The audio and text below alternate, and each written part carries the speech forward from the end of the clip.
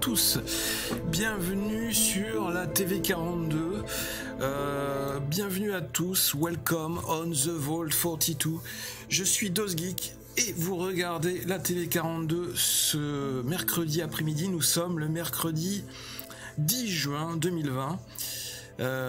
Bienvenue à tous, je suis toujours très content de vous retrouver sur la TV 42 tous les mercredis après-midi pour ce petit live éducatif qu'on a démarré avec le confinement et qu'on continue, voilà, chemin faisant.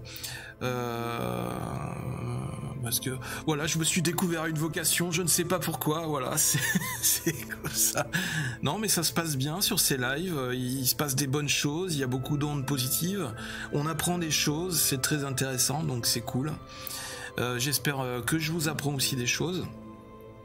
Et donc aujourd'hui, on va aborder le sujet, le thème des Vikings. C'est le dernier live de la série sur les Vikings. On en a déjà fait 3 auparavant.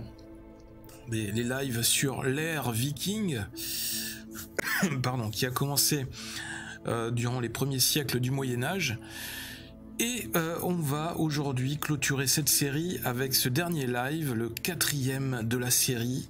Cette fois-ci, on va parler des Vikings, les conquérants. Voilà, les conquérants, c'est-à-dire leur façon de se développer, de se répandre un peu partout dans toute l'Europe et aussi au-delà des limites de l'Europe, des limites connues. Et bienvenue, j'en profite pour dire bonjour à tout le monde. J'ai vu qu'il y avait un follow, il y avait eu un follow aussi pendant le générique. Donc merci pour le follow. Évidemment, je n'ai pas vu le nom passer, mais c'est pas grave. Et j'en profite pour vous dire bonjour à tous. Bienvenue Upbeat Tietenly au port de l'abri 42. Bienvenue aussi à Divatissir. Bienvenue à Squaresoft aussi qui doit regarder, je crois. Pardon, excusez-moi, je tousse aujourd'hui, c'est bizarre. Bonjour Dinu, bonjour Electrical Longboard, bonjour Scumshop, bonjour The Devil Sob, bonjour Universe, et bonjour Vahaman. Et bonjour Black Devil, et bonjour Tiki. Taiki, comme on dit outre-Atlantique. Bien, et justement on va parler de l'Atlantique aujourd'hui, car il faut articuler. On va parler de l'Atlantique puisqu'on va parler d'aventure, on va parler de voyage, on va parler d'expédition viking, oui. Bien, j'espère que le sujet va vous intéresser, enfin, comme à chaque fois d'ailleurs, et j'espère que aussi vous avez la forme, que vous avez la pêche, et que je vais vous aider à entamer de bonnes manières, dans les bonnes conditions, cet après-midi qui démarre. Bien, parce que nous ne sommes que au milieu de la semaine, hein, c'est encore la moitié de la semaine, il reste encore la deuxième partie de la semaine à terminer.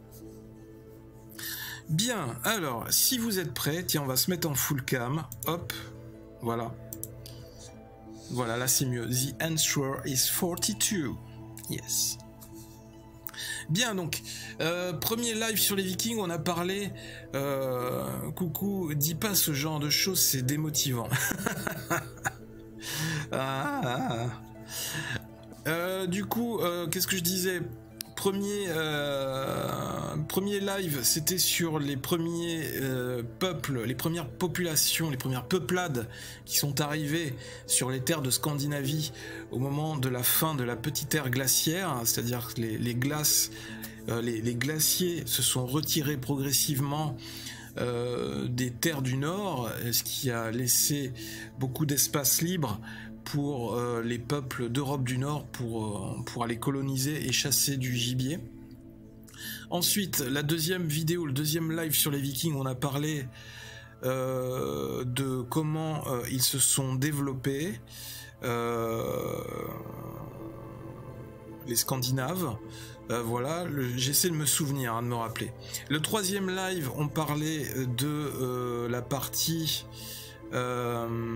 religieuse et culturelle. Et aujourd'hui, le dernier live, on va parler de toute la partie conquête, colonisation et commerce, échange avec les autres pays. Ok ? Bien, allez, on est parti. Jean-Christian à la régie, est-ce que tu peux m'envoyer dans la salle de classe de la TV42, s'il te plaît? On est prêt, on est chaud, on est paré, on est parti. Voilà. J'espère que vous avez vu le live de Black Devil ce matin sur l'Actu 42, c'est tout nouveau. Ça avait l'air assez sympa. Le quiz avait l'air sympa aussi. Je me suis bien rétamé sur le quiz, puisque comme vous le savez, les jeux vidéo, ce n'est pas mon domaine. Et donc, du coup, je me suis pris un bon moins 300 000 points dans la vue, mais c'est pas grave. Alors, on va faire ça, toc, voilà, on y est. Allez, on passe dans la salle de classe, c'est parti. Prenez votre café. Non, comme ça, c'est mieux. Voilà. Oh, la jolie tasse. Prenez votre café ou autre chose, ce qui vous fait envie. Et puis, on va démarrer cette petite session assez sympathique tous ensemble. J'ai un call, j'avais un call, j'ai pas pu terminer. Tu fais ce que tu veux, Tiki, ça me dérange pas. Fais à ton aise. Tiens, je vais enlever le fond. On va faire comme ça. Toc. Voilà. Bienvenue dans la salle de classe. Les Vikings, les conquérants. Et donc, on va faire ça. Toc. Voilà. Comme ça, je ne parasite pas les images avec mon fond de studio. De cette manière. Voilà. On est très bien. On est parti. Écoutez bien, parce qu'à la fin de la vidéo, encore une fois, il y aura un petit quiz. Et donc, on va essayer de répondre aux questions pour réviser un peu tout ce qu'on a vu. Depuis aussi les tout premiers lives. Hein. Ok. Et surtout, je rappelle encore une fois que les lives, les vidéos éducatives de la TV42 sont disponibles en replay sur la chaîne YouTube The Vol 42. Si jamais ça vous arrive de louper le live, de louper le créneau. Voilà, ça peut arriver, hein, tout le monde peut avoir piscine le mercredi après-midi, tout est possible. Bien, ou autre chose. Alors, toc, et bienvenue Slot Slash aux portes de l'abri 42 également. On va démarrer tranquillement, voilà. N'hésitez pas si vous avez des questions aussi, hein, c'est le but du live. On est là pour échanger, et puis pour passer un bon moment tous ensemble, et pour apprendre des choses, c'est très important. Ou redécouvrir. Alors, j'aime bien démarrer le live sur les Vikings avec cette petite carte récapitulative, parce que ça permet de planter le décor et d'avoir une vision d'ensemble sur les différentes vagues, les différentes époques d'expansion des Vikings, d'accord ? Donc on voit qu'ils sont partis des terres de Scandinavie, qui sont aujourd'hui la Norvège, la Suède, le Danemark aussi, qui est juste au-dessus, qui est sur le continent de l'Europe. Et donc on voit bien que sur les cartes que les premières terres qu'ils ont explorées en priorité ont été les plus proches, notamment les terres du nord de l'Angleterre, de l'Irlande, du nord de l'Europe au niveau de la Baltique, et puis après vers le nord de la France, et puis après un peu plus loin vers 844 le sud de l'Europe avec l'Espagne, puis après on a poussé un peu plus jusqu'en Méditerranée, et puis après à partir de 900, fin du 9e siècle, début du 10e siècle, on a poussé un peu plus vers le nord de l'Atlantique, vers l'Islande, ensuite le Groenland, et ensuite les terres d'Amérique. Bien, ça c'était pour planter le décor. Maintenant on va rentrer dans le vif du sujet. Alors, les Vikings, des dévastateurs et des conquérants. Donc c'est à la fin du 8e siècle, donc en plein Moyen-Âge, que les Européens vont apprendre à connaître Danois et Norvégiens. En l'occurrence les Vikings. Mais on ne les appelait pas, si vous avez vu les précédentes vidéos, vous savez maintenant qu'on ne les appelait pas vraiment les Vikings. On les appelait les Varegs, suivant si c'était du côté de la Baltique, ou les Norrois, ou les Normands. Ça dépendait en fait de... Ou les démons, ça dépendait dans quel territoire on était. Et l'effet de surprise est souvent presque total. La rumeur publique s'enfle rapidement dès qu'il y a une attaque ou un raid quelque part sur une île. Et la rumeur décrit souvent les Vikings comme des créatures diaboliques et sanguinaires. D'autant plus que les hommes du Nord, à la recherche d'or et d'argent, dont ils font grande consommation mais qu'ils ne trouvent pas toujours chez eux, s'en prennent aux établissements qui en possèdent le plus, et notamment en Angleterre ou sur le continent, les églises et surtout les monastères, comme vous pouvez voir sur les images qui sont derrière moi. Et donc, comme ce sont les moines et les évêques qui sont les historiens de cette époque, et oui, c'était les seuls quasiment qui étaient dans la capacité d'écrire, qui savaient écrire, lire et écrire, et qui écrivaient en latin, c'était les scribes, eh bien, ceux-ci traçaient souvent un portrait plutôt terrifiant. Il y avait beaucoup d'interprétations, hein, c'était des écrits très subjectifs, très personnels, et donc ils traçaient souvent un portrait plutôt terrifiant des pillards, alors qu'ils avaient généralement fui dès l'annonce de leur arrivée. Ce qui fait que bien souvent les Vikings, quand ils arrivaient dans certaines abbayes un peu isolées comme ça sur la côte, souvent leur réputation les avait précédés et ils trouvaient les locaux vides et désertés parce que les moines étaient déjà partis en courant, en laissant les pièces de valeur ou autres, les reliques de valeur, parce qu'ils n'avaient pas eu le temps de tout emporter. Donc, dans des lieux parfois désertés, les Vikings n'ont plus qu'à emporter les reliques des saints. Et dans ces conditions, de nombreuses abbayes ont donc souffert du passage des Vikings. On a par exemple l'histoire du riche monastère de Lindisfarne. C'est le monastère qu'on voit tout là-haut sur la photo, qui est sur une petite île au large de la frontière entre l'Angleterre et l'Écosse, qui abritait des trésors religieux. Et donc le 8 juin 793 après Jésus-Christ, les Vikings débarquèrent et pillèrent le monastère. C'est cette date en fait qui va rester dans les écrits et qui va marquer historiquement, pour tous les archéologues et les historiens dans les livres, qui va marquer le début de l'ère viking. C'est à partir de cette date, 793 après Jésus-Christ, à partir de ces premiers écrits relatés par les moines, que l'ère viking commence, c'est-à-dire on commence à parler des Vikings dans les écrits, et donc c'est à partir de là, de cette date, que les Vikings commencent à exister. La menace viking commence à exister, elle prend naissance. Et après, à partir de là, elle ne va plus s'arrêter, ça va continuer à grandir, à enfler.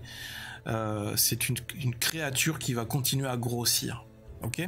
Bienvenue Non Clokel Marie, aux portes de l'abri 42. Donc en 700, le 8 juin 793 après Jésus-Christ, la prise de ce monastère de Lindisfarne. Et donc les Vikings débarquèrent et pillèrent le monastère. Et comme on peut le voir sur l'illustration derrière moi, les Vikings capturèrent certains moines qui étaient terrorisés et qu'ils emmenèrent enchaînés. Et oui, certains étaient capturés, ils étaient emmenés après jusqu'en Scandinavie, où eh bien, ils servaient d'esclaves ou pour d'autres tâches. Et les Vikings emportèrent aussi les calices et les ciboires d'or et d'argent sertis de pierres précieuses. Voilà pour l'anecdote. À l'assaut de Paris. Alors la panique semble parcourir ensuite l'Occident chrétien et se développe d'autant plus que les Vikings, qu'on appelle alors les Normands, se déplacent très rapidement grâce à leurs dracars. Encore une fois, les dracars qui ne s'appelaient pas comme ça, hein, on l'a vu. Tous ces bateaux de guerre, ces bateaux vikings, et pas forcément toujours de guerre, il y avait aussi des bateaux de commerce. Ces bateaux avaient différents noms en fonction de leur utilité. On les appelait parfois Langskip ou Knorr en fonction de leur fonction et de leur taille. Et en quelques années, les Vikings ont semé la terreur de l'Islande à l'Andalousie, l'Andalousie en Espagne, hein, pour ceux qui ont du mal à se repérer, et même jusqu'en Italie, revenant chaque printemps exiger tribut et rançon, remontant de plus en plus loin le long des cours d'eau à l'intérieur des terres. C'est ainsi qu'au IXe siècle, donc en 800 après Jésus-Christ, ils se présentèrent même 6 fois devant les portes de Paris, comme on peut voir sur l'illustration tout en haut, qui représente une reconstitution de l'attaque du pont, d'un des ponts de Paris sur la Seine. Donc par exemple, en juillet 885 après Jésus-Christ, on pouvait assister à cette scène où les villageois et paysans affolés, juste derrière moi là, réfugiés sur les hauteurs, observaient impuissants le convoi de plusieurs centaines de dracars en train de remonter la Seine entre Rouen et Paris. Voilà, c'est authentique, hein, ça a existé. Et ils n'ont pas remonté que la Seine, hein, ils remontaient tous les cours d'eau qui étaient à leur disposition. On en a même eu qui remontaient les fleuves de la Garonne, ici dans le sud-ouest, d'accord, en Aquitaine. Et donc, de nombreux villages, sur la route des Vikings, de nombreux villages étaient pillés avant d'atteindre Paris en novembre 885. Évidemment, ils étaient sur le parcours, ils étaient sur le tracé. Et donc les Parisiens vont se réfugier alors dans l'île de la Cité, dominée par l'église Saint-Étienne. Les Normands attaquent le grand pont, qu'on voit sur l'illustration, qui unit l'île à la rive droite. Et le 6 février 886, 6 février, ma date de naissance, pas en 886 évidemment, vous vous en doutez, mais je suis peut-être le doyen de la chaîne, mais je ne suis pas aussi vieux que ça. Eh bien, le 6 février 886, une crue emporte le petit pont qui relie la cité à la rive gauche. Et donc le fort défendant le pont est alors isolé et les Normands l'attaquent et l'incendient. Mais Paris ne sera quand même pas pris.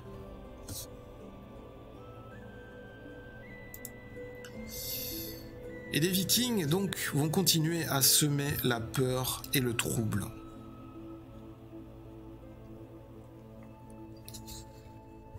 La résistance a mis beaucoup de temps à s'organiser dans l'Occident.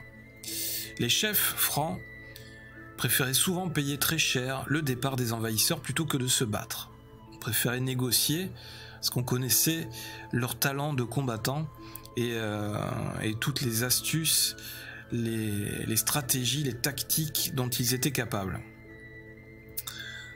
Mais les villes vont petit à petit se fortifier et les Vikings cesseront peu à peu leurs incursions pour établir avec les populations locales des relations plus pacifiques. Mais le nom de Normand restera longtemps dans l'inconscient collectif synonyme d'épouvante. Les Vikings ont même atteint la Méditerranée, comme on l'a vu sur la carte au tout début. En 844, ils prennent Séville, donc en Espagne, qu'ils saccagent et incendient complètement. Et ils vont remonter ensuite le fleuve Guadalquivir, on a dit hein, qu'ils remontaient les fleuves, donc là c'est encore le cas, ils ont remonté le fleuve du Guadalquivir pour arriver à Cordoue, qu'ils vont piller complètement, et où la grande et célèbre mosquée qu'on voit en photo là juste au-dessus de moi, fondée en 785 par les musulmans, sera à son tour profanée. Voilà. Peu importe les religions, puisqu'on a vu que c'était, ils avaient une religion, les Vikings, c'était plutôt le paganisme, hein, c'était, ils croyaient en plusieurs dieux nordiques, ils avaient leur propre dieu et ils croyaient en la nature, mais au tout début, ils n'étaient pas du tout touchés, sensibilisés à la religion chrétienne ou aux autres religions musulmanes ou autres. Donc pour eux, profaner ces lieux sacrés, ça ne les dérangeait pas, et donc que ce soit piller une abbaye chrétienne ou une mosquée, il n'y avait aucun problème à ce niveau-là. On ne faisait pas de différence, l'argent, les pierres précieuses n'avaient pas d'odeur ni de couleur politique ou de couleur religieuse. Voilà. Et donc on pouvait voir la photo là au-dessus de cette fameuse mosquée à Cordoue qui existe toujours. Donc je vous invite à aller la visiter si ce n'est pas encore déjà fait. Bien. Et bienvenue aux nouveaux arrivants sur la TV 42. Donc, si les Vikings avaient développé toute cette réputation autour d'eux, ce n'est pas par hasard. C'est parce qu'ils avaient développé vraiment tout un art de la guerre. Et donc, au niveau armement, les armes, c'était le bien le plus précieux du guerrier. Elles sont autant des œuvres d'art que des instruments de combat. Les lames des épées que l'on manie à deux mains sont souvent importées de gré ou de force des pays francs et germaniques, et décorées sur place par les artisans vikings qui leur ajustent de somptueux pommeaux, comme on peut voir sur le dessin en haut à droite. Alors on parle de grandes épées qui se manient à deux mains, mais on avait aussi des épées courtes, un peu comme les haches, des épées courtes semblables à des glaives qui aussi étaient utilisées pour le combat au corps à corps et qui étaient beaucoup plus pratiques, plus légères et beaucoup plus efficaces pour certains guerriers.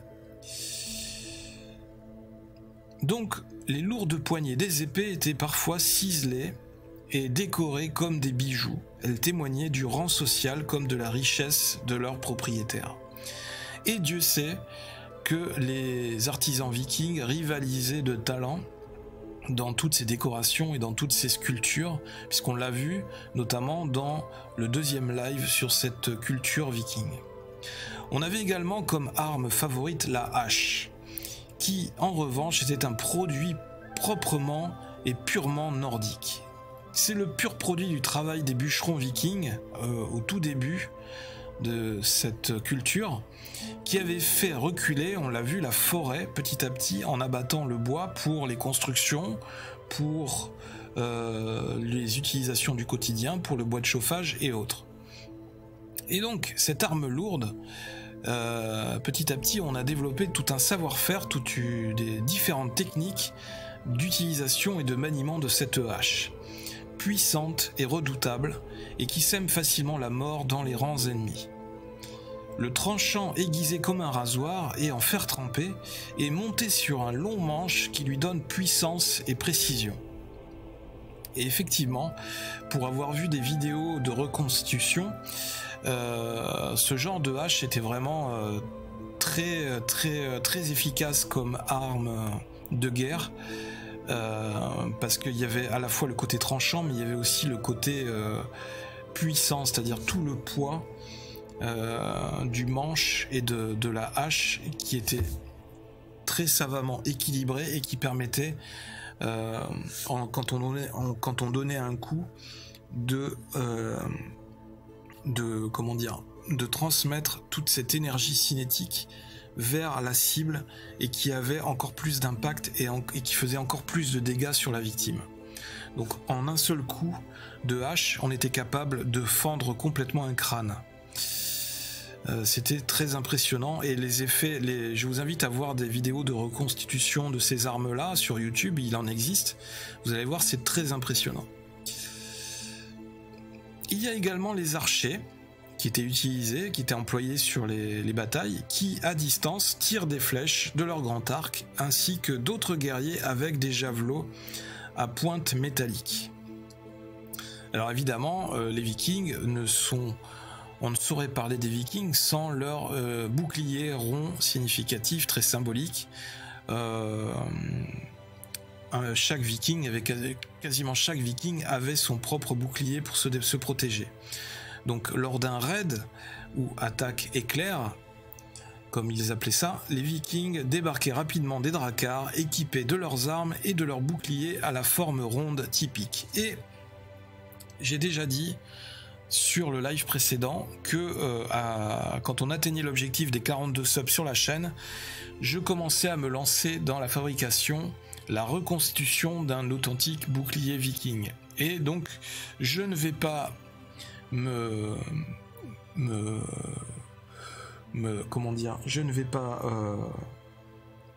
retirer, je ne vais pas éviter, je ne vais pas m'évader à cette responsabilité, à ce défi.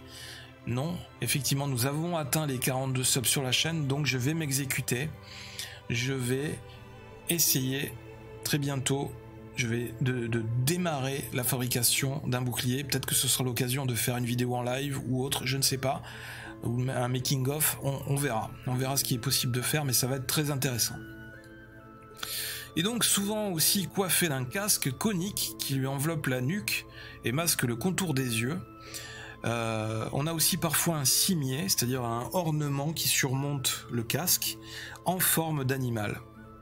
Le guerrier viking était redoutable par sa vigueur physique et son mépris de la mort. Alors c'était aussi des hommes du Nord assez grands hein, en taille, ils étaient un peu plus grands que la plupart des populations d'Europe et d'Europe du Sud qui étaient un peu plus trapus. Donc le guerrier viking était redoutable et il pouvait impressionner facilement les âmes sensibles par son apparence physique. Sa mobilité aussi, car il ne portait jamais plus de 2 armes à la fois, ce qui lui permettait d'être rapide et efficace. Ah, c'était une technique très rodée. Hein.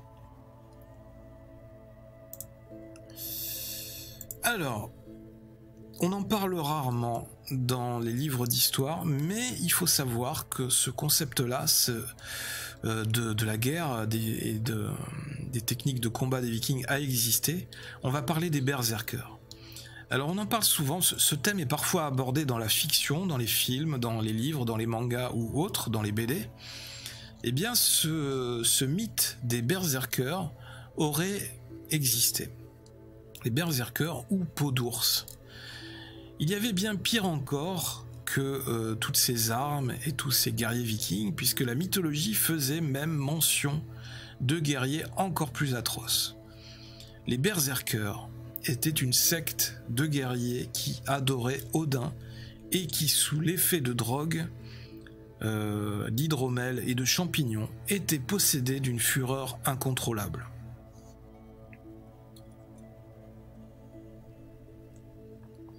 Ils étaient bien souvent vêtus de peau d'ours pour effrayer le petit peuple, qui craignait les animaux sauvages et hurlait en frappant leur propre bouclier. Ces féroces guerriers étaient apparemment insensibles à la douleur, jusqu'à ce que leur folie s'estompe. Dans leur rage, ils attaquaient même les rochers et les arbres de la forêt. D'ailleurs, il était fréquent, il y a une faute d'orthographe, il était fréquent qu'ils s'entretuent entre eux dans leur propre fureur. La signification du nom berserker est en anglais bersark ou poitrail d'ours. Il existe une autre étymologie possible, berserk, l'orthographe suédoise, qui viendrait de baraserk, qui veut dire qui a seulement une chemise, car les berserkers se battaient quasiment sans protection. Ben oui, tellement ils étaient enragés et fous furieux sur les champs de bataille, et donc ça pouvait semer souvent la confusion parmi les ennemis, et ça pouvait déstabiliser complètement les adversaires. Donc, au départ un mythe, mais peut-être qu'on aura un jour la trace que ce mythe a réellement existé. En tout cas, il existe des écrits, des récits qui parlent de ces personnages.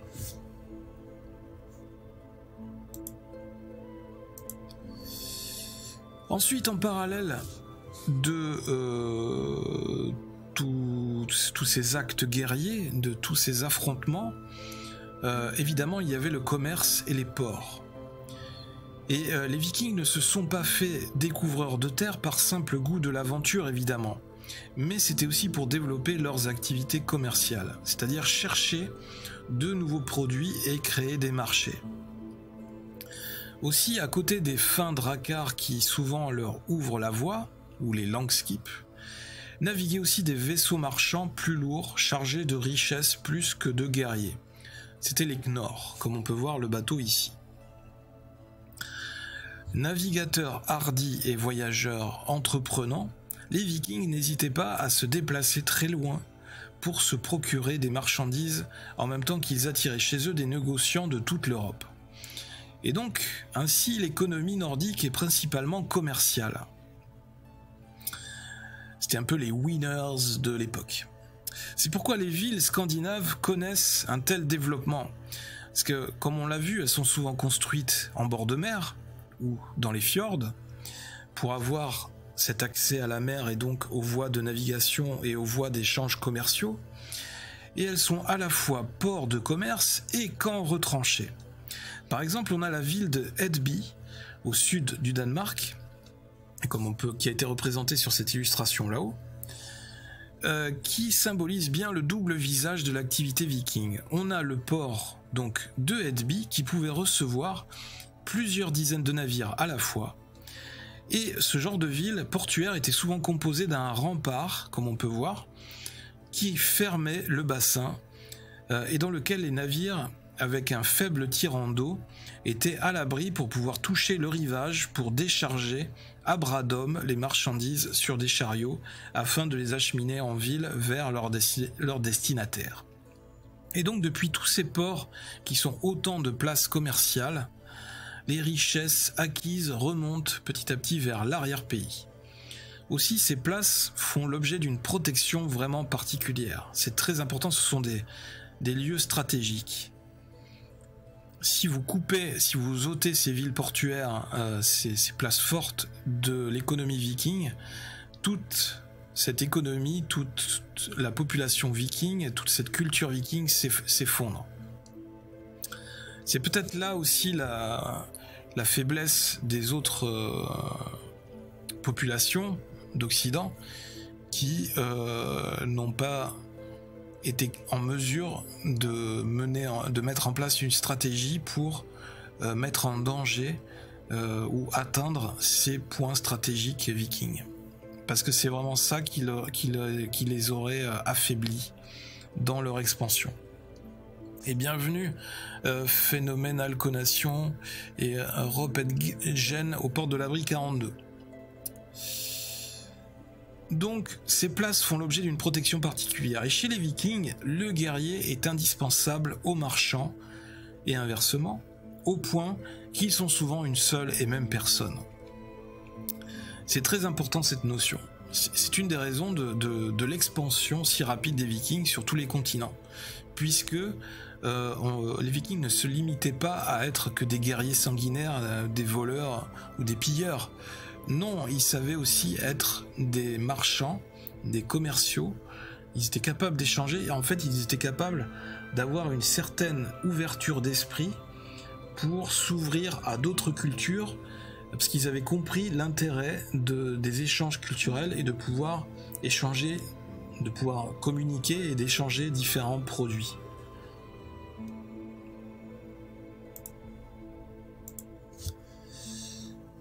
À la conquête de l'Ouest. Alors, on a vu qu'ils étaient capables d'aller par monts et par vaux. Les Vikings ne tenaient pas en place, hein, on a bien compris. Et donc, petit à petit, on débutait ces expéditions vers l'Ouest, toujours plus loin. Et bienvenue au Plebreas, au port de l'abri 42.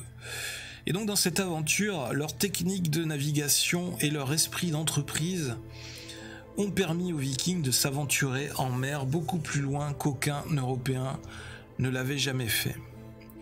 Les Norvégiens ont été les principaux héros de cette époque maritime vers l'ouest. Oui, c'est logique, puisque la Norvège, si vous vous souvenez bien sur la carte, la Norvège c'est la partie ouest du continent de la Scandinavie. Donc c'était plus facile et plus simple pour les Norvégiens de lancer des expéditions vers l'ouest que par exemple des Vikings suédois qui eux étaient plus facilement orientés vers l'est, notamment vers la mer Baltique et donc vers la Russie. Donc peu de choses sont connues sur leur méthode de navigation à une époque où la boussole n'avait pas encore été introduite en Europe. Mais il faut savoir que c'était d'excellents navigateurs. Et on cherche encore à comprendre comment ils procédaient pour naviguer, pour se diriger de manière aussi précise et de manière aussi hardie à travers les océans, souvent sur des mers démontées, hein. On l'a vu dans les précédentes vidéos, on avait vu une vidéo de reconstitution d'un drakkar qui avait refait le voyage vers l'Islande sur une mer démontée. Et donc on a l'hypothèse selon laquelle ils auraient pu utiliser une pierre de soleil, ou Sunstone en anglais, ou la Solarstein, comme on voit sur la photo là, ici, pour s'orienter en exploitant la polarisation de la lumière du soleil. Et cette hypothèse a été formulée à la fin des années 60 par l'archéologue danois Thorkild Ramskog.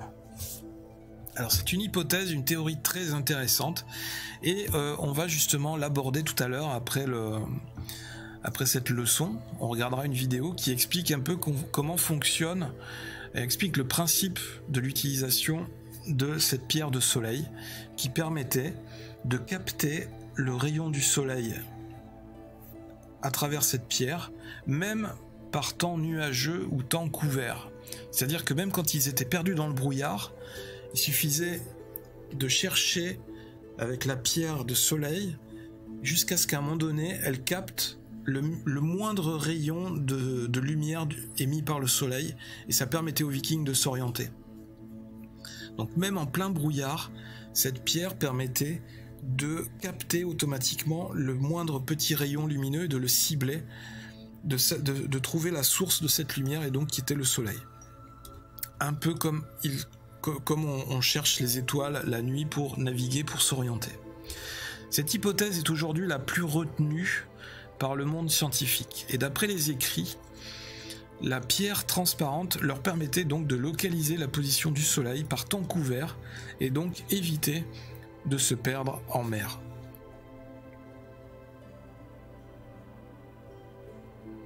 C'est très intéressant, hein, et ça reste encore un des mystères de cette culture viking, parce que les chercheurs continuent à étudier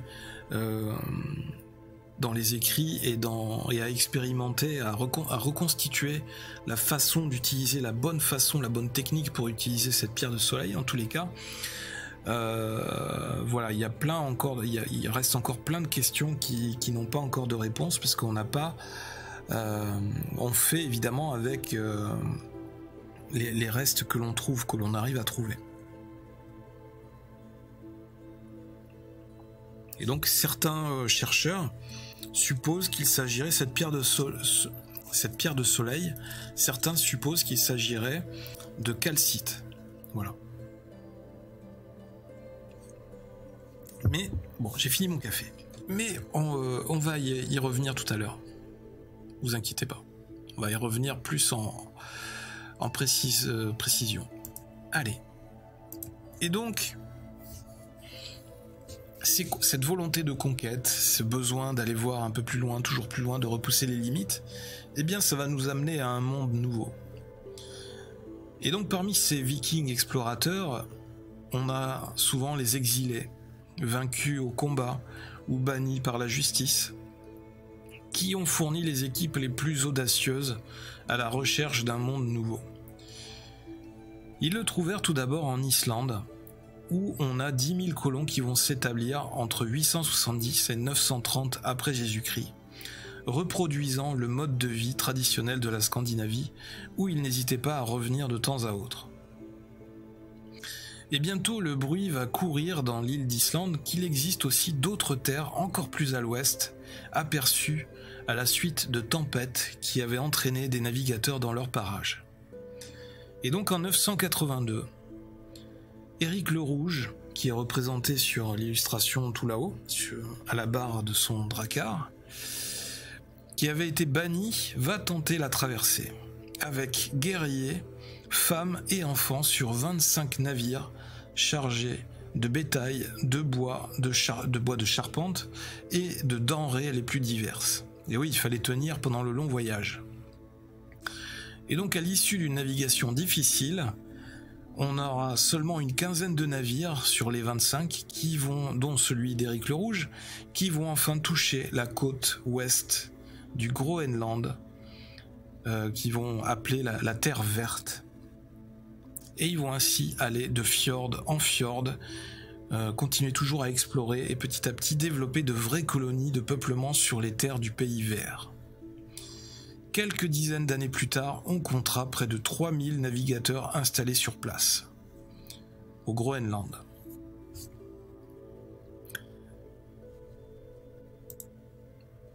Et évidemment, ce qui va nous conduire à la découverte de l'Amérique, un peu plus bas, puisque on aura Leif, qui est le fils d'Éric le Rouge, donc Leif Erikson, et d'autres vikings sans doute après lui qui connurent la grande aventure et vont oser franchir l'océan Atlantique carrément.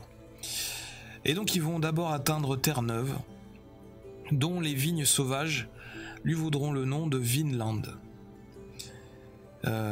Et donc plus tard, on va avoir des tentatives d'établissement qui seront menées dans l'estuaire du Saint-Laurent, où les Vikings vont tenter de commercer avec les Indiens.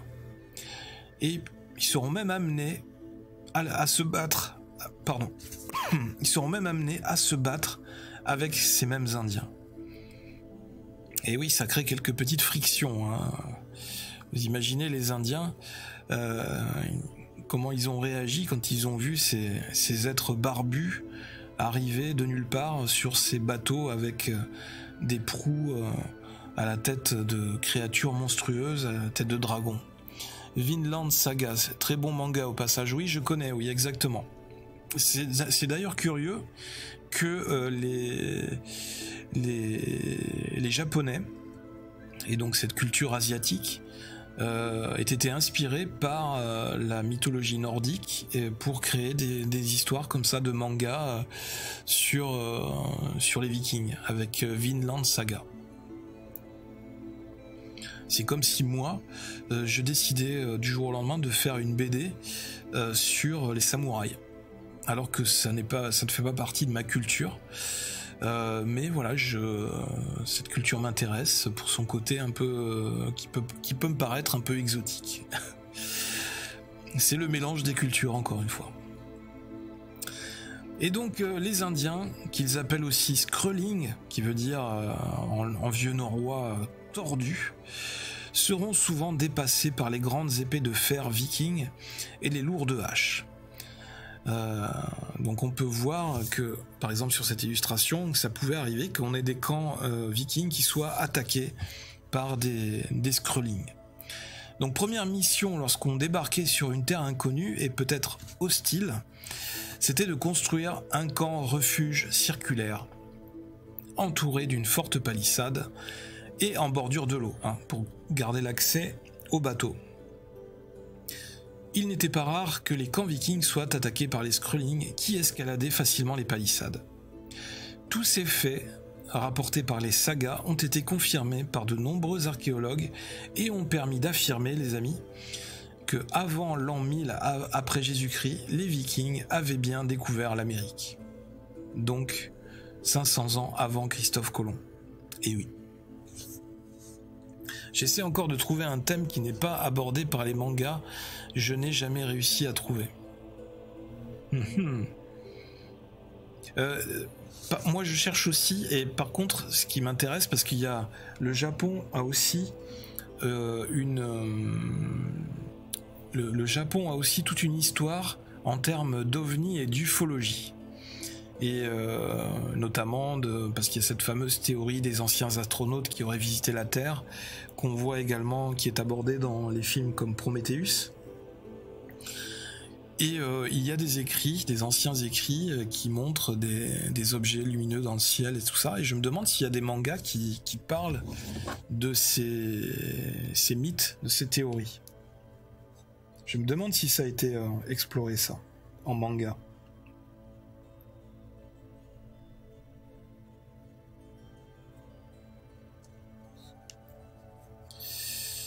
Bien. Donc ça, retenez bien, avant l'an 1000, les Vikings avaient bien découvert l'Amérique. Les routes de l'Est. Et oui, il n'y a pas que les routes de l'Ouest, il y a également les routes de l'Est. Puisque pour l'instant, on a abordé l'expansion, les conquêtes des Vikings norvégiens, les Vikings de l'Ouest, mais il y a aussi les Vikings de l'Est. Ils considéraient sûrement ça comme de yokai, démons, je pense plus que le côté UFO. C'est possible, effectivement.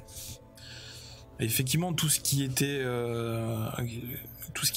restait inexpliqué, en général, c'était considéré comme des démons ou des créatures de la forêt, un peu comme les trolls et les orques dans la mythologie nordique.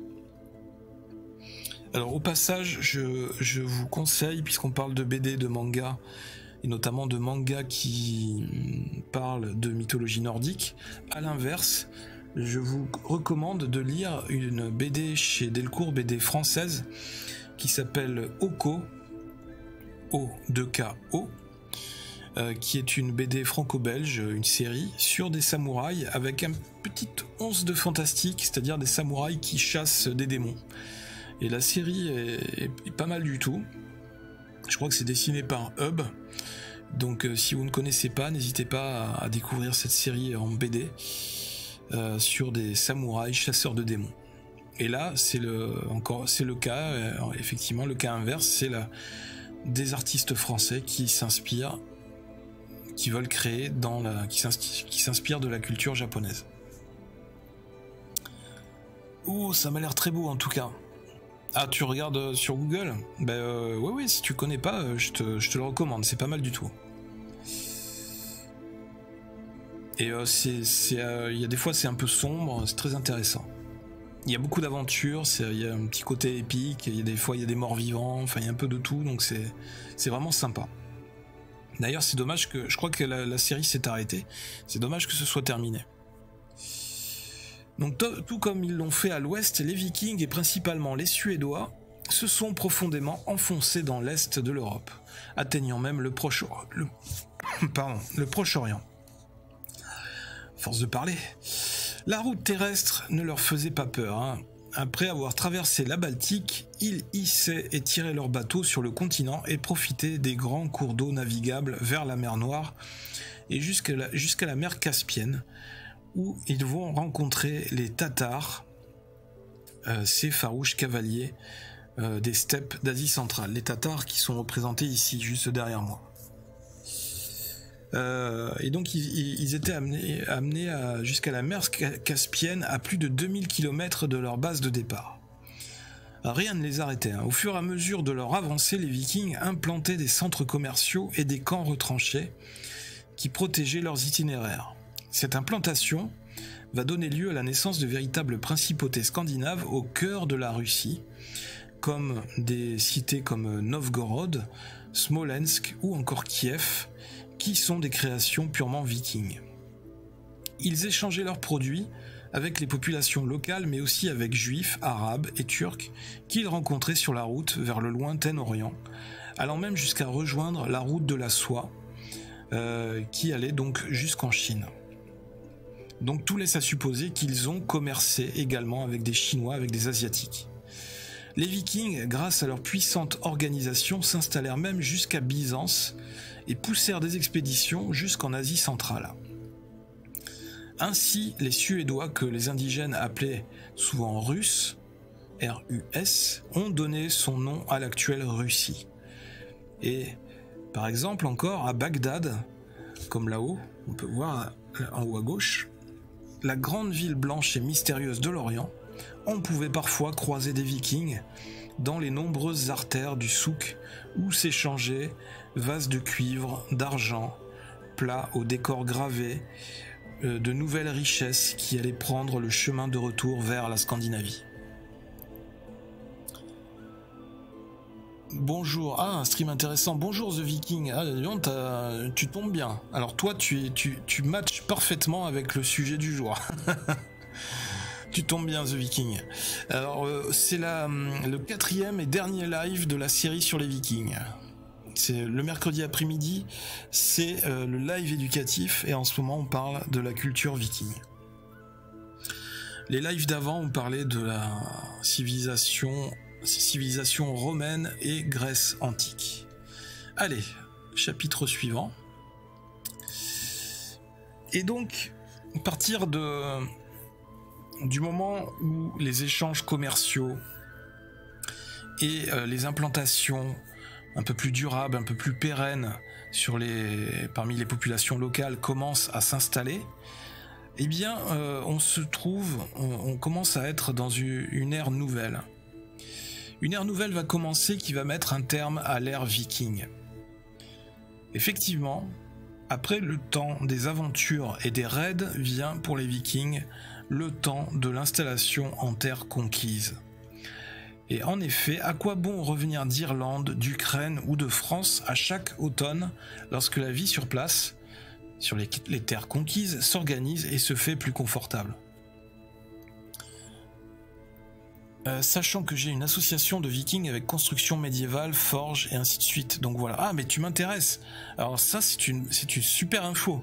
Parce que moi je me suis mis le défi sur la chaîne de fabriquer entièrement, de reconstituer un bouclier viking. Parce qu'on avait, quand on avait atteint les 42 subs sur la chaîne, j'avais dit hop je ferai un bouclier pour la TV 42, un bouclier viking qu'on mettra sur le plateau TV de la TV 42. Donc c'est cool. Bah, bienvenue à toi The Viking. Je t'invite à follow la chaîne parce que tu as un autre passionné de la culture viking et de la mythologie nordique en face de toi. Ça marche. Et attention, un nouveau survivant aux portes de la brille. Et merci pour le follow The Viking. Bienvenue à toi. Bienvenue à toi sur la TV 42.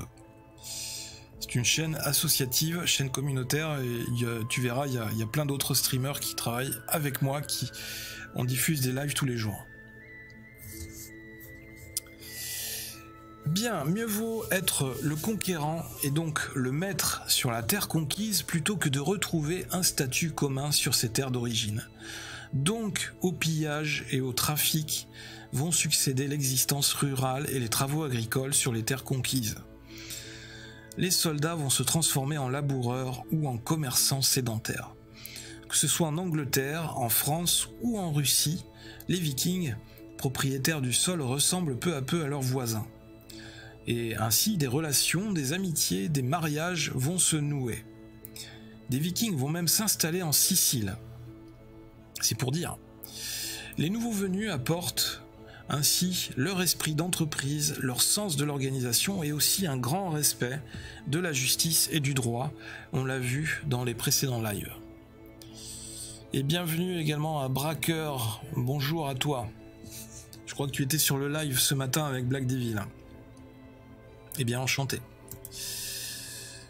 Et donc, suite à ces installations, à ces alliances, on va assister petit à petit à la naissance d'un nouveau royaume.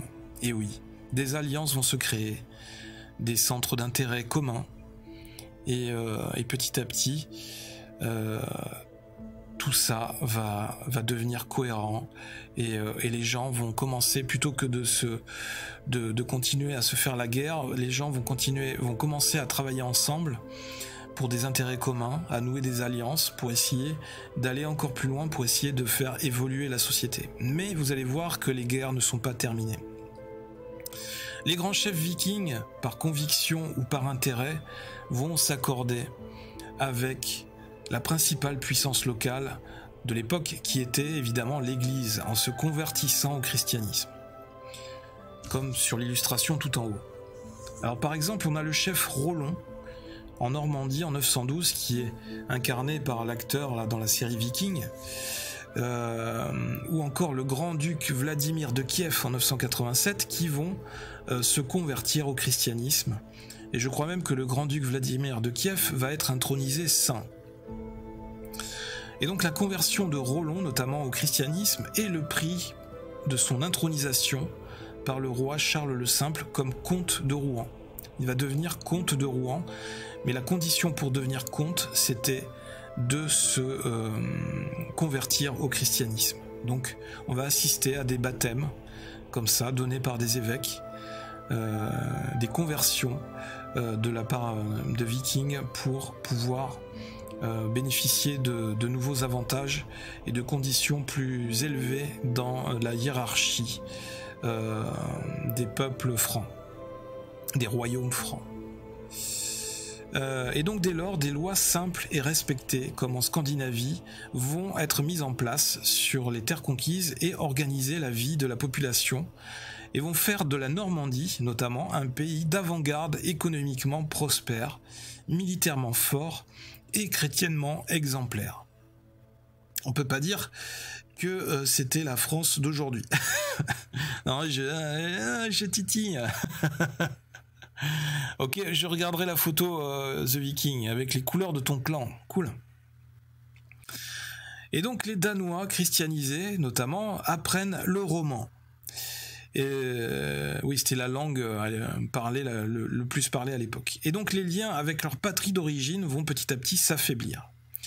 La fusion des anciens gallo-romains, des Francs et des Scandinaves réussit au point qu'en 1066, le duc Guillaume, qu'on appelait aussi Guillaume le bâtard, duc de Normandie et descendant direct de Rollon, conquiert même l'Angleterre face aux Anglo-Saxons et en devient le roi après sa victoire à la bataille d'Hastings, à la suite de laquelle il se fera appeler Guillaume le Conquérant. Guillaume le Conquérant ou Guillaume le bâtard qui est là, juste derrière moi. Là. Voilà. On le voit aussi là sur cette illustration de la bataille d'Hastings. Donc Guillaume le Conquérant avait donc du sang viking, et donc c'était un roi normand. Et donc on considère que 1066, c'est une date fondatrice pour l'Angleterre et aussi la fin de l'ère viking, puisque c'est aussi la notion, c'est la naissance de l'Angleterre en tant que nation et puissance européenne. À partir de cette date, le royaume d'Angleterre va vraiment naître et se transformer radicalement sous la houlette du nouveau roi, Guillaume le Conquérant ou William, car l'île va être désormais sécurisée par de nombreux châteaux forts construits sous son règne, dont la Tour de Londres. Guillaume le Conquérant va apporter en Angleterre notamment la langue française de l'époque. Oui, on ne parlait pas le même français qu'aujourd'hui, hein. MDR. Non, c'était la langue française de l'époque qui a donné naissance, plus tard, à la langue anglaise contemporaine. D'ailleurs, la monarchie anglaise a encore pour devise en français « Dieu est mon droit ». Et donc, fort de ses origines vikings, Guillaume va introduire le système féodal en vigueur sur le continent et contribuer à structurer et organiser le royaume d'Angleterre. Ma famille descend des Vikings et mon père m'a appelé Richard, qui signifie en viking les termes Rico, et Arduz signifie commandant et fort. Il peut donc se traduire par dirigeant puissant. D'accord. Eh bien, enchanté, braqueur, votre majesté. À votre service. On est à chier, on ne mérite pas, on ne mérite pas.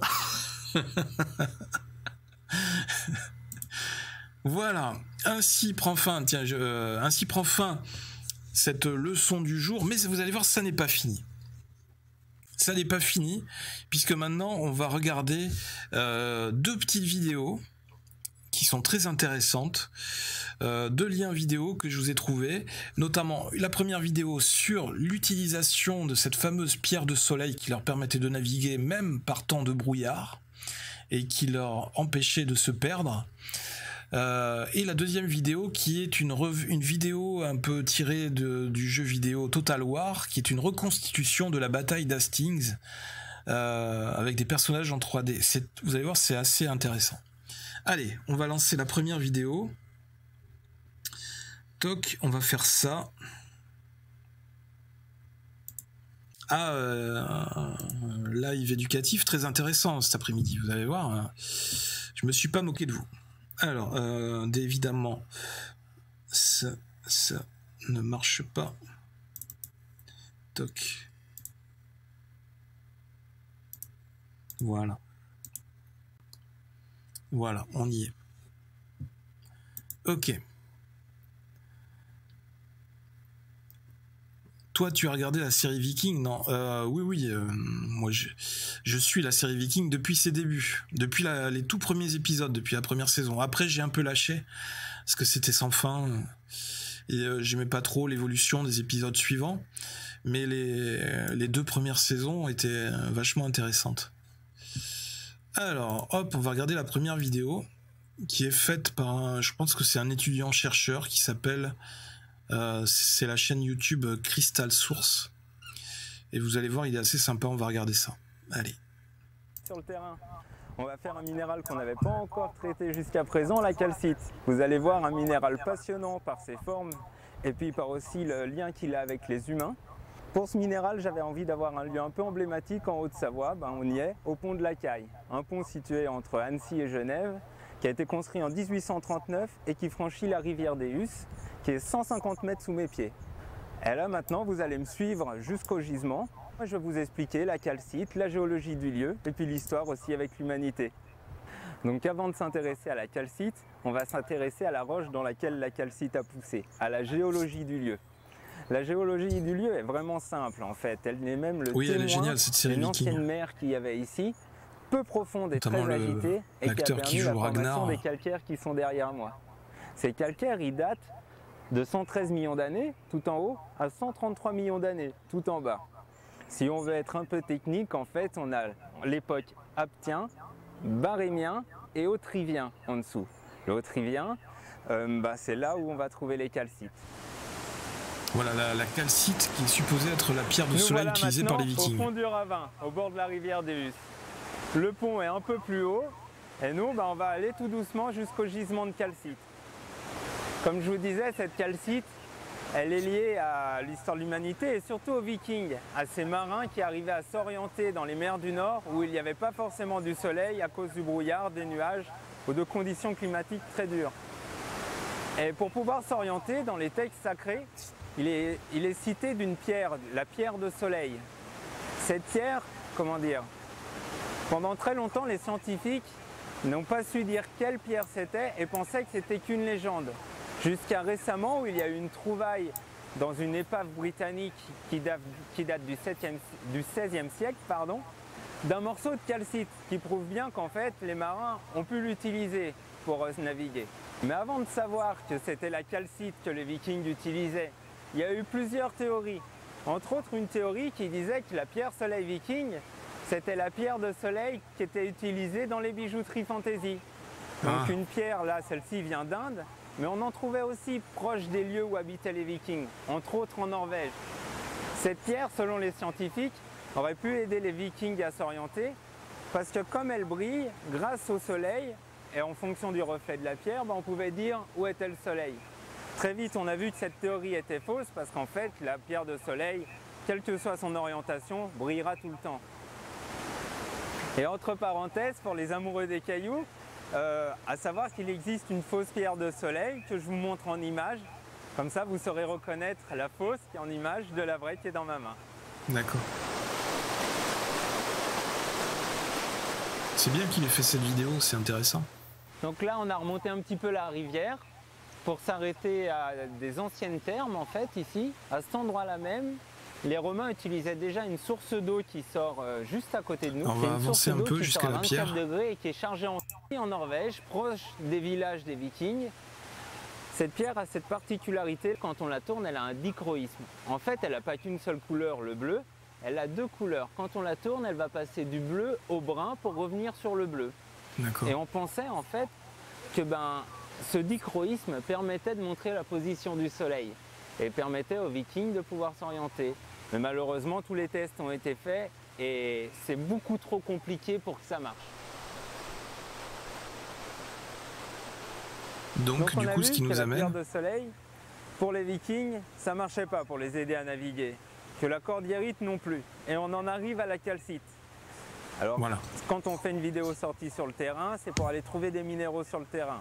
Donc on va mettre la calcite et les Vikings un petit peu de côté pour vous montrer justement maintenant le gisement de calcite qui nous intéresse. Les thermes sont au-dessus et on a redescendu un petit peu la rivière pour arriver à ce gisement. Si vous voulez venir, vous le trouverez vraiment facilement grâce à l'éboulement qui est derrière moi. Et dans cet éboulement, on trouve déjà les premiers cristaux de calcite qui sont vraiment très beaux, avec 2 cristallisations, une en cristaux pointus et une en lentilles plates. Le gisement primaire, il est au-dessus de nous, on n'ira pas parce que comme il a plu, c'est très glissant, il y a des chutes de rochers et on ne va pas prendre de risques. Si vous, un jour, vous avez le plaisir de venir ici et qu'il fait beau, que c'est sec, vous pouvez essayer d'aller jusqu'à la paroi, vous verrez tout un mur de calcite, c'est vraiment magique. Voici pour la partie balade, vous avez vu comment trouver des calcites. Maintenant, on va revenir aux Vikings et à leur pierre de soleil. Comme je vous avais dit, c'était une calcite et très différente dans sa cristallisation de celle que vous avez pu voir sur le gisement. Cette calcite, elle va se présenter comme ça, comme il y a dans mes doigts. On l'appelle aussi spade d'Islande, parce qu'à l'époque, elle était exploitée là-bas en Islande pour faire des instruments optiques. On la trouve aussi en Norvège, là où les Vikings vivaient. On reste tout le temps dans cette idée-là, en fait, que la pierre qui était utilisée par les Vikings, forcément, était proche de chez eux. Et cette calcite optique, elle a une particularité, c'est qu'elle divise l'image. Je ne sais pas si vous voyez mes doigts derrière, ils sont en 2. J'ai plus un doigt, mais j'en ai 2. Et c'est ce principe-là, la biréfringence, qui va permettre aux Vikings de s'orienter. Et en fait, comment utilisaient les Vikings cette calcite? Parce qu'à l'époque, ils ne savaient même pas que la biréfringence existait. Mais ils étaient malgré tout astucieux et avaient compris l'intérêt de cette calcite. Quand le Viking, lui, naviguait sur les mers du Nord, qu'il y avait du brouillard ou qu'il n'y avait absolument pas de soleil, il fallait malgré tout qu'il arrive à s'orienter pour rentrer chez lui ou partir en conquête. Et c'est là que la calcite est hyper intéressante. Parce qu'avec même peu de luminosité, elle arrivait à recapter la lumière du soleil. Et dès qu'il se trouvait dans le brouillard, en fait, le Viking, il cherchait dans le ciel où pouvait être le rayon lumineux, et dès qu'il apparaissait dans la calcite, il fallait qu'il tourne la calcite jusqu'à que le rayon, qui était divisé en 2, ait la même intensité. À partir de là, il suffisait qu'il fasse un angle de 90. Alors attendez, voilà. Grand cercle solaire, ok. Décroissance du taux de polarisation. Polarisation maximum. Diffusion dans l'atmosphère.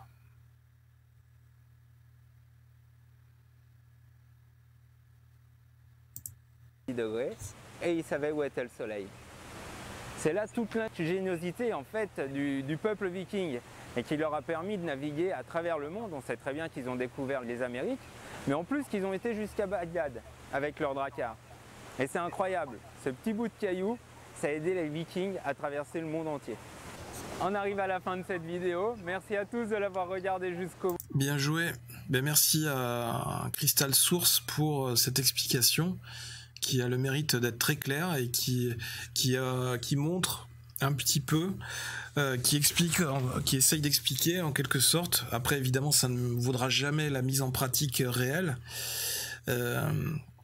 mais qui a le mérite d'essayer d'expliquer un peu comment ça fonctionnait, le principe de la pierre de soleil. Voilà. Ensuite, la deuxième vidéo, on est sur la reconstitution de la bataille d'Hastings en 1066 entre les Normands et les Anglo-Saxons. Je vous rappelle, les Normands qui étaient menés par Guillaume le Conquérant. Donc ça a été reconstitué sur Total War Saga. Donc c'est une bataille qui a duré du matin jusqu'au soir, et donc au matin, je ne sais plus quel jour, on le verra tout à l'heure, mais les premiers drakkars, les premiers bateaux accostèrent pour faire débarquer les guerriers normands de Guillaume le Conquérant.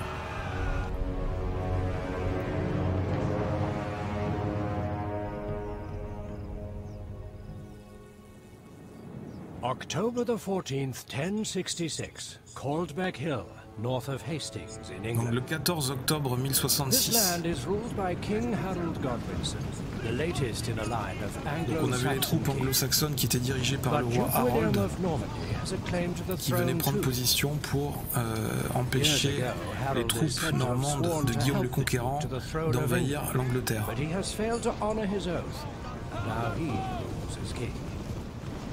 Donc on voit les origines vikings dans les boucliers, dans les tenues, dans les casques, dans l'armement des soldats, des guerriers. having crushed another invasion led by Harald Hardrada of Norway. On va mettre les sous-titres. Duke Ça, je pourrais William vous was traduire en able même to temps. land unopposed, but now his scouts report that Pas en allemand, Harold's s'il vous army plaît. is in sight and has formed a shield wall on a ridge crossing the Norman's Road. Sous-titres. The position is a strong one, Ah, at the merde, top of a c'est que dispo gentle en slope allemand. flanked C'est by dommage. marshy ground, and the enemy appear happy to let the Normans come to them. The Duke has come well prepared for battle, and has many Donc les war-hardened Anglais, infantry and les horsemen. Anglo-Saxons But if étaient his men postés cannot sur une overcome the colline. enemy shield wall, Et ils they will attendaient have little que les choice Normands but to arrivent. negotiate Donc terms pour or les stop. Anglo-Saxons, c'était un peu la position stratégique. Duke William of Mais vous Normandy allez is voir no que stranger to war, though. He knows that if there roi is no Harold way around or va through commettre des the fautes shield wall, stratégiques, des fautes he'll have to tactiques find a way to pick it qui vont apart. permettre aux Normands de mener des assauts, aussi bien les William fantassins gives que his les order for the cavaliers, first wave. tout au long de la journée, qui vont contribuer His archers à raise their affaiblir bows petit à and fire petit into the les shield troupes wall. anglo-saxonnes. Et la stratégie de Guillaume le Conquérant, c'était que ses archers ouvrent le feu, tirent en premier sur les troupes anglo-saxonnes, The battle for the et English ensuite throne on envoyait les begins. fantassins, et ensuite on encerclait par les côtés les troupes anglo-saxonnes avec les cavaliers.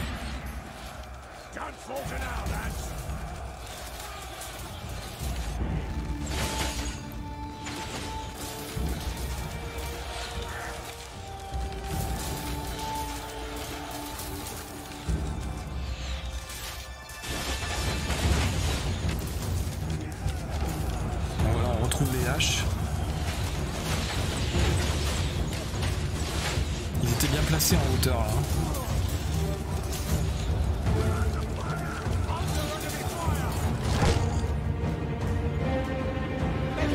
Alors voilà, à un moment donné, ils donnent l'ordre d'assaut et les fantassins sont lancés. Et les cavaliers vont se lancer également, mais sur les côtés.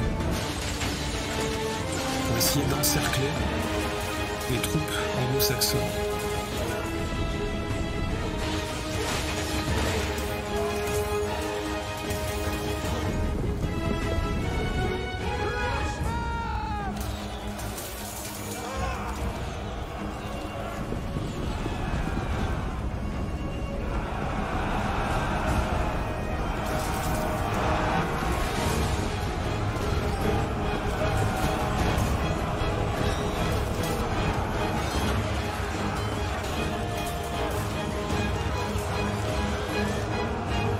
Voilà, là on peut voir le mouvement des troupes.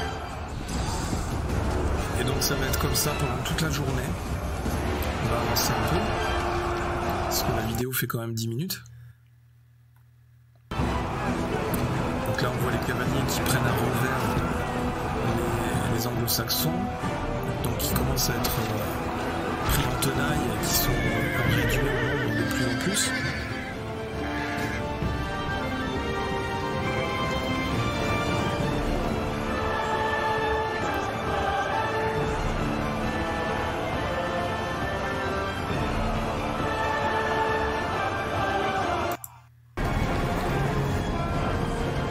Voilà, et là, on a les troupes anglo-saxonnes qui vont commencer à battre en retraite.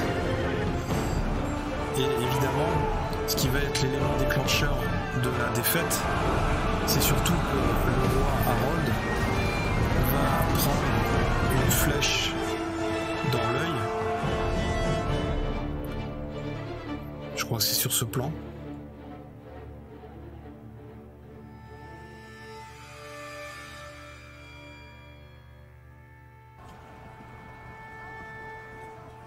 Et donc va être le roi Harold. Voilà, le roi Harold a été touché à l'œil par une flèche normande et il a été tué sur le coup.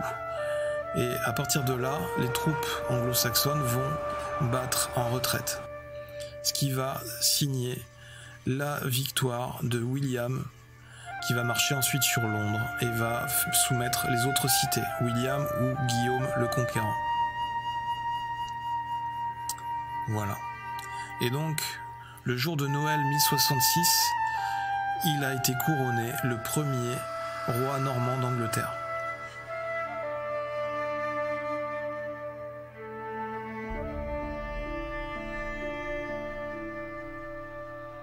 Voilà les amis. Bien, maintenant on va revenir à notre leçon. C'est la fin de ces vidéos qui étaient très intéressantes, très informatives. Voilà. Et maintenant évidemment, je vous ai préparé. C'est bien, je vois dans le chat, vous avez été sage, vous avez suivi bien à la lettre les vidéos. J'espère que vous avez bien suivi parce que maintenant, on va passer à la petite session de questions. N'est-ce pas? Il y a un slip viking à fourrure à gagner. Alors, première question. Qui sera le premier à répondre? Le viking Leif Erikson est arrivé en Amérique 500 ans avant Christophe Colomb. Est-ce que c'est vrai ou est-ce que c'est faux? Donc il faut répondre dans le chat. C'est génial. Merci Braqueur. Donc c'est The Viking qui a répondu en premier. C'est vrai, effectivement. C'est une bonne réponse aussi de Braqueur. C'est une bonne réponse, c'est vrai. Le Viking Leif Erikson, fils de Éric le Rouge, est considéré comme le premier Européen à avoir foulé le sol de l'Amérique environ 500 ans avant Christophe Colomb. Il a d'ailleurs une stèle qui est cette fameuse statue qui a été mise sur place. Il aurait installé une colonie temporaire à Terre-Neuve, près du village de Lance aux Meadows. Ok ? Allez, question suivante. Au 9e et 10e siècle, les Vikings vivaient en harmonie avec les chrétiens. Est-ce que c'est vrai? Est-ce que c'est faux?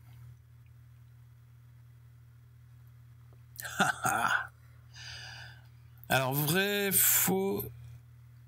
Non, c'est faux. Pour The Viking, c'est faux. Et c'est faux aussi pour Braqueur. Effectivement, c'est une bonne réponse encore de The Viking qui a répondu en premier. Effectivement, c'était faux. La preuve en est, les chrétiens redoutaient les Vikings, puisque d'ailleurs le plus ancien raid viking connu est celui du monastère Lindisfarne, au nord-est de l'Angleterre, survenu le 8 juin 793, cette attaque qui est la date historique du début de l'ère viking. Et donc on a vu au début du live que les Vikings n'hésitaient pas à attaquer les églises et les monastères souvent mal défendus et remplis d'objets de valeur. Oui, effectivement, bien vu Braqueur, c'était Athelstan dans la série Viking. J'aime bien cette série, tu l'as compris. Non mais franchement, ça fait plaisir de voir enfin une série télé à la hauteur de cette culture nordique qui montre ces personnages de manière glorieuse, avec leur bon côté et leur travers, et avec tout le côté épique. Ouais, l'épisode L'Aigle de sang également. Ouais. On en a parlé dans le live précédent d'ailleurs, si ça t'intéresse. Ok, et oui, on est que deux. Vous êtes que deux à répondre, mais on est plus que ça dans le chat. Donc ça arrive qu'il y ait des gens aussi qui ne veulent pas participer. Il faut l'accepter. Maniaque. Bien, question suivante. Les Vikings ont créé l'un des premiers parlements du monde. Est-ce que c'est vrai? Est-ce que c'est faux?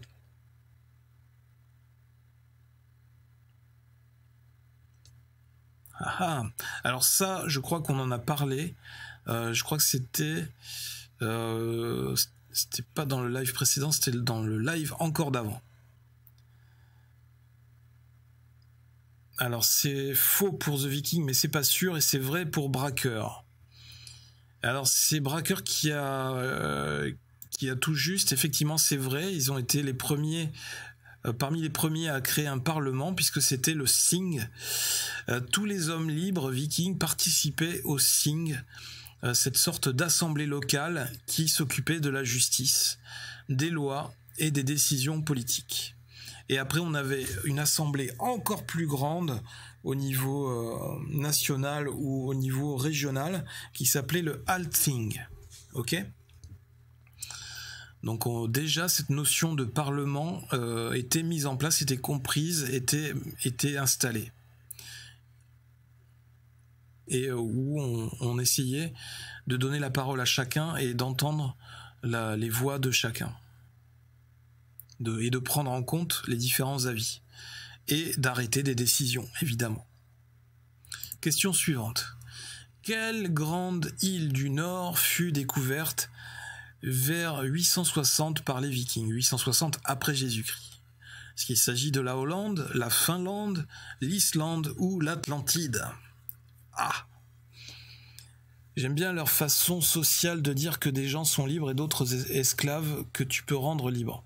Oui, ce qui était bien, c'est que rien n'était arrêté en fait. Ça montre encore une fois leur grande ouverture d'esprit, c'est-à-dire que tu pouvais mériter, tu pouvais gagner ta liberté ou améliorer ta condition sociale.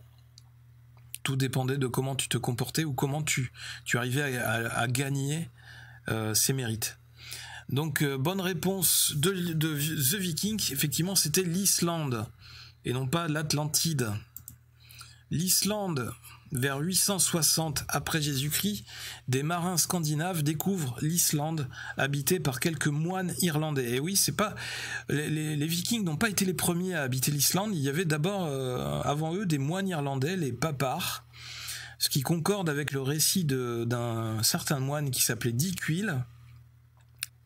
Et donc le premier résident permanent scandinave de l'île est, d'après la légende des Vikings, Ingolf Arnarsson, qui s'installe à Reykjavik vers 874. Mais avant Ingolf, il y avait ces quelques moines irlandais, les papars. Et donc, la découverte de l'Islande pourrait avoir eu lieu dès l'Antiquité, à en croire certains écrits ou certaines découvertes archéologiques. Dès l'an 320 avant Jésus-Christ environ, le navigateur grec originaire de Marseille, Pythéas, mentionne d'ailleurs une terre qu'il nomme Thulé, située au nord de l'Angleterre.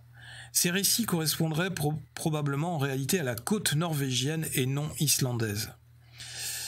Et donc des fouilles archéologiques dans l'est de l'Islande ont mis au jour des pièces de monnaie romaines du IIIe siècle après Jésus-Christ. Il est donc possible que suite à ces découvertes, des bateaux romains aient dérivé depuis la Grande-Bretagne et atteint l'Islande. C'est possible, mais néanmoins, on va rester prudent, parce qu'en l'absence d'autres indices et en faveur d'une exploration romaine de l'Islande, il est plus probable que ces pièces soient arrivées en tant que butin des Vikings, d'accord ? Mais au début du IXe siècle, un moine irlandais, Dicuil, donc, mentionne dans son traité De Mansura Orbis Terrae une autre Thulé qui serait vraisemblablement l'Islande.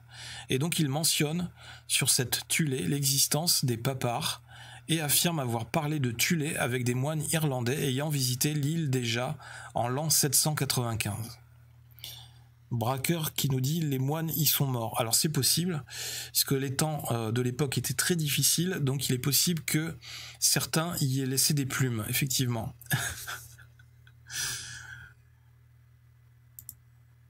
Les terres d'Islande, l'Islande, voilà une île, un pays que j'aimerais bien visiter un jour. Parce que ça doit être, c'est des paysages somptueux, magnifiques. D'ailleurs, l'Islande qui a servi de lieu de tournage pour Prometheus. Alors, là, The Viking qui était au taquet. En 1066, durant quelle bataille Guillaume le Conquérant a-t-il défait les ennemis anglo-saxons? Est-ce qu'il s'agissait de Waterloo, Hastings, le Mordor ou Marignan? Et effectivement, The Viking a été le premier à répondre. Il s'agit d'Hastings. Bien joué. Et oui, non, c'était pas le Mordor, évidemment. La bataille d'Hastings, qui s'est déroulée le 14 octobre 1066, à une dizaine de kilomètres au nord de la ville d'Hastings, dans le Sussex de l'Est. Elle oppose le dernier roi anglo-saxon d'Angleterre, Harold Godwinson, au duc de Normandie, Guillaume le Conquérant, ou Guillaume le Bâtard, qui remporte une victoire décisive ce jour-là. Et du coup, j'ai envie de vous mettre une musique épique. On va remettre de la musique. Voilà. La bataille dure du matin jusqu'au soir du 14 octobre. Postées au sommet de la colline de Caldbeck, les troupes anglaises, comme on a vu sur la vidéo, résistent aux premiers assauts ennemis derrière leurs murs de boucliers. Les Normands ont alors recours à une ruse, l'aile gauche feint de fuir avant de se retourner sur les Anglais lancés à leur poursuite. Et donc l'armée anglaise finit par céder car elle est à ce moment-là encerclée par les cavaliers, par la cavalerie normande, et bat en retraite après la mort d'Harold qui est touché à l'œil, qui est touché mortellement d'une flèche normande. Et la victoire, enfin on ne sait pas, hein, mais vraisemblablement c'est une flèche normande, il devait y avoir, ça devait être tellement le chaos. Et la victoire revient donc à Guillaume. Grâce à sa victoire, le duc de Normandie peut marcher jusqu'à Londres et il est sacré roi d'Angleterre le jour de Noël à Westminster. Même si la conquête normande de l'Angleterre n'est véritablement achevée que plusieurs années plus tard, la bataille d'Hastings marque un tournant dans l'histoire de l'Angleterre dont elle inaugure la période anglo-normande.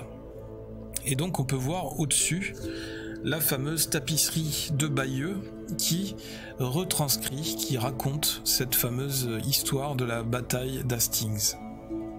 Une sorte de cliché, de photographie de la bataille de l'époque. Dovahkiin.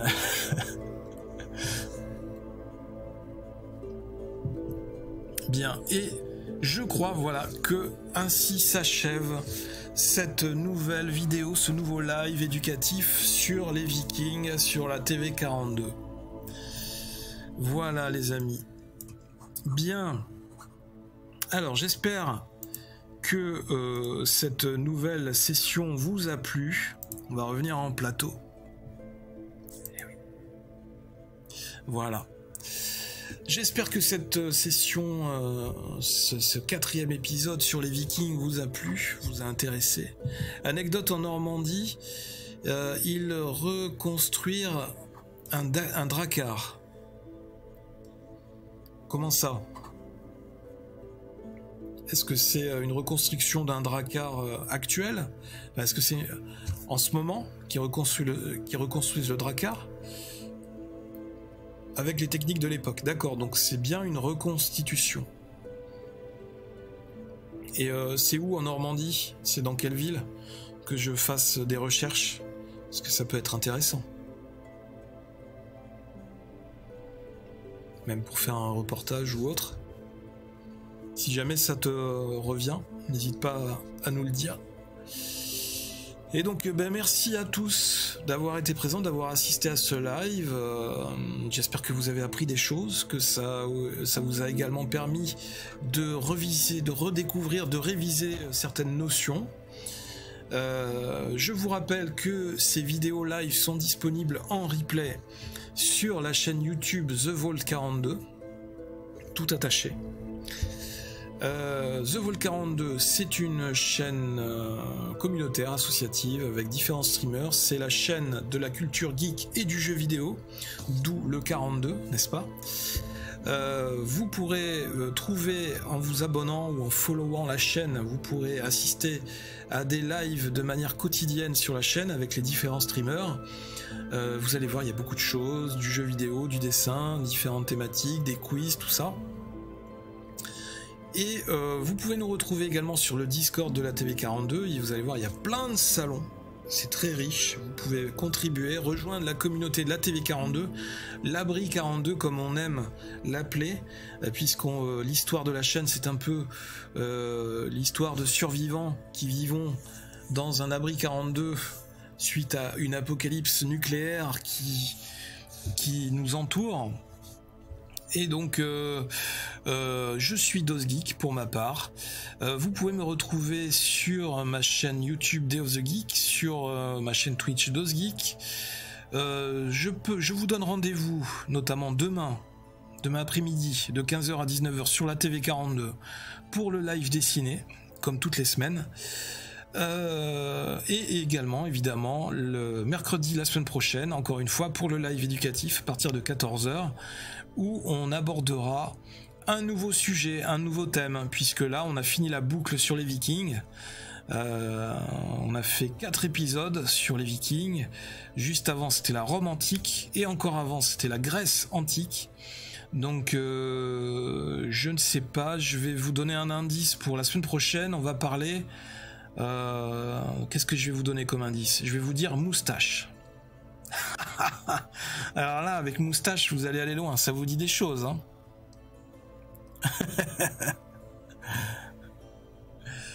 Bien. Donc, je vais vous souhaiter un bon après-midi.